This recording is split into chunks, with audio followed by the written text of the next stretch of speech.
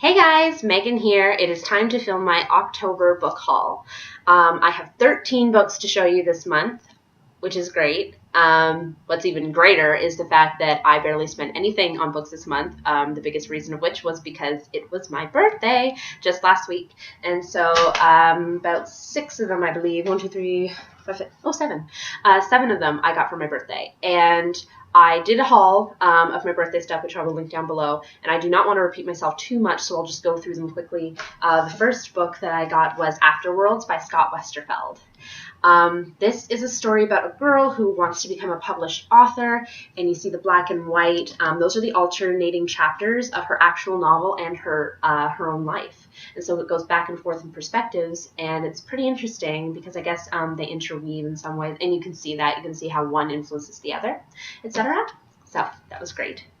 The next one that I got was Falling into Place by Amy Zhang. I don't know too much about this except that she loves math, and I believe there was some sort of car accident involved. I really don't know too much, but I'm excited to read it. I think I heard Ariel Bissett talking about it, but I'm not sure.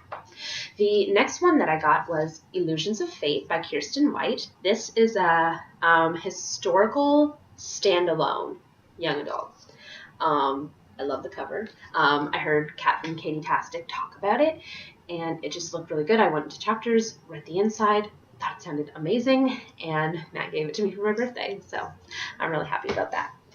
The next one that I got was My True Love Gave to Me, 12 Holiday Stories, edited by Stephanie Perkins and written by all these wonderful, lovely people. So like it says, it's a collection of 12 holiday stories, short stories that I'm so excited to read. It's going to be like the first book in my December TBR, I'm sure. The next one that I got was Gloria O'Brien's History of the Future by A.S. King. This just came out a couple of weeks ago. It's her newest one. I also don't know too much about it, but based on the title, it sounds pretty intriguing. And I've loved everything that I've ever read by A.S. King, so I think it's going to be great, personally. The next one that I got was Entwined by Heather Dixon. Most gorgeous cover of life, I must say. This, I doubt it's a contemporary, judging by the dress, but I don't know. All I know is that it's an interpretation of the classic fairy tale 12 Dancing Princesses, and I love fairy tales, and I love that story, so I'm so excited that I got it. And the last one that I got for my birthday, I did not put in the video because I just got the gift card from the wonderful Mary. I love you. She gave me a Chapters gift card, and I just got this the other day, and it is The Bronze Horseman by Paulina Simons. This looks so exciting. I watched Little Book Owl's review of it. It's a trilogy, actually. Takes place in Russia just before the war. I couldn't tell you what war. I'm sorry. But it's about a girl and her sister, and then there's this handsome soldier involved. And it's adult contemporary. Well, not contemporary. What am I saying? It's adult historical fiction. And like I said, it's a trilogy. So, and it's really big. So I could get into this. I'm so happy that I have this right now. It's so great. Okay, the next 4 books that I got yesterday at one of my favorite secondhand bookstores in the city. The first 2 are a part of a trilogy. I don't remember the name of the trilogy, unfortunately, but they are Gifts and Voices, both by Ursula K. Le Guin. I don't know too much about them, except that I read the back and they both intrigued me. And the fact that, you know, they have that like whole $7.95 US and then higher in Canada. What does that even mean? You're left to speculate as to what the price is. I'm guessing like that they're like $8.99 in Canada, but I got them for $2.50 each, and they're in like perfect condition. So I would say that's a, you know, pretty good score. And the next one that I got was also by Ursula K. Le Guin, and it is The Left Hand of Darkness, which I believe is one of her most famous novels. I'm pretty sure. Like every time I hear Ursula Le Guin, The Left Hand of Darkness is usually what follows her name. So I would say it's her biggest. And it was $8.99. I got it for $3.50, and it's in perfect condition as well. I've been meaning to get it for a while, but could never justify just like getting it from Chapters. Well, I suppose I could. It's not that expensive, but it's been around for a while, and I found it in a secondhand store, so it worked out. The next one that I have, well, the last one that I got from that store was My Fair Lady by Monica Dickens. let me explain something. First, there was Pygmalion, the play by, I believe it was George Bernard Shaw. I'm sorry if I got that wrong. Then came the Broadway musical. And then came the film with Audrey Hepburn. And then came this. I made a mistake. I thought that this might have been written as a result of the Broadway musical and that this became the main source material for the movie. I mixed it up. But then when I got outside and I looked at the date, I saw it was in 1967. I'm like, well, that was after the movie. So it came last.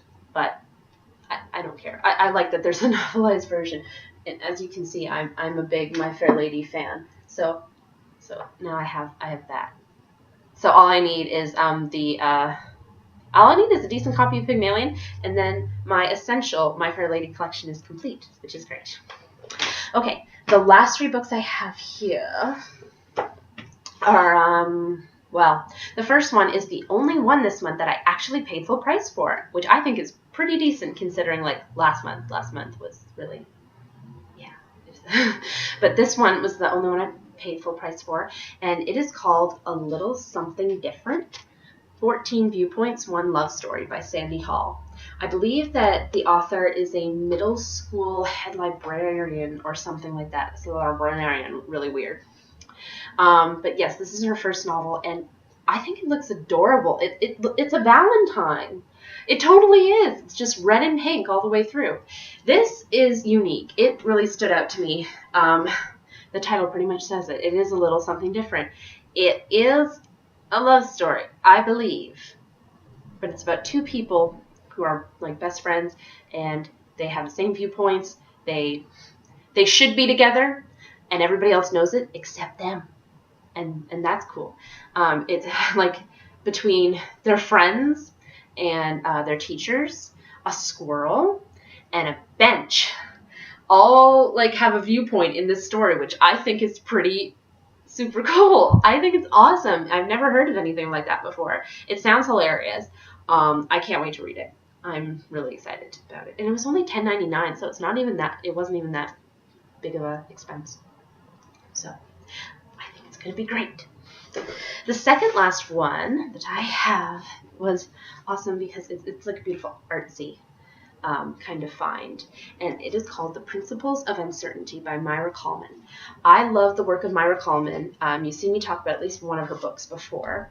Why We Broke Up, written by Daniel Handler. She did the artwork for, just wait, and the cover alone with the beautiful rose petals.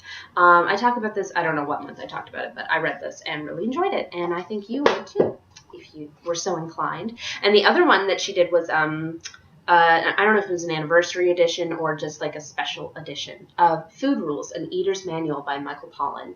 Incidentally, this is a really great book as well. You should pick that up, check it out. It's really informative. And she did beautiful illustrations for that as well. Like, she's just a wonderful, wonderful artist. But yes, The Principles of Uncertainty is part personal narrative, part documentary, part travelogue, part chapbook, and all Coleman. So I've never actually like read her words before. I think I saw a TED Talk with her once where she talked about illustrating for Food Rules, but I'm not sure. And yeah, it's got great reviews actually. Wow, Elizabeth Gilbert, author of Eat, Pray, Love, did a blurb on it, and so did Vanity Fair and the Oprah magazine. So that's pretty cool. Yes, I love her work, and I love that it's not like all like normal type either. This isn't her handwriting in it. That's cool to me. And I'm excited. I got this at an independent bookstore in the city. They were having like a 50% off for like a bunch of these like slightly damaged books. And aside from like this little rippy thing, which I don't even know if you can see, it was in fine condition for me. Like when I took off the sticker, that happened, so that was unfortunate, but I don't care. I have her book, which is awesome. It was great. It was a great find that day.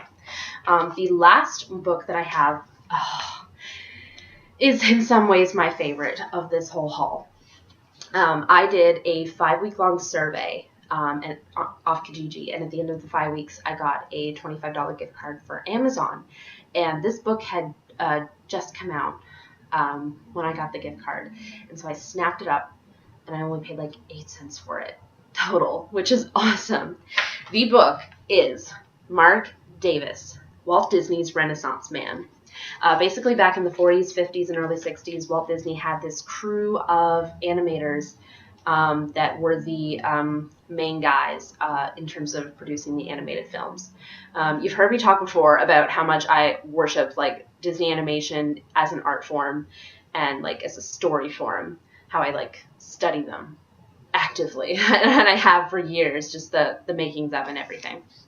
So this guy, you probably would know the most of his work. Like, you are a fan of Mark Davis if you love Disney films and aren't even aware of his existence. He did, as you can see. He animated, hand-drawn, 24 frames a second, crazy, Cruella de Vil, and he did both amazingly Aurora and Maleficent for Sleeping Beauty. He did Tinkerbell. He did Alice in Wonderland. He did Cinderella. Like, he's just like the king of animation in terms of leading ladies. He's an awesome, awesome guy. I don't know what year he died, but this is, I guess, a personal, not a personal, collection of essays, I believe, and just like some of his artwork, which I didn't even know about. Like, I haven't seen any of his non-Disney stuff, so this will be really interesting to go through. So yeah, I'm really excited to have that. So that's all for my book haul. That's all 13 of the books that I got this month. I'm not going to try to lift them. It's going to be a pain in the butt to try to take a picture with them as it is. But anyway, thank you so much for watching. Have you read any of these books? Which ones do you think that I should read first? I would love to know. Please tell me in the comments below. If you like this video, please like and subscribe. I guess I'll see you guys for my wrap-up and TBR. Thank you so much for watching. Have a great week, guys. Bye.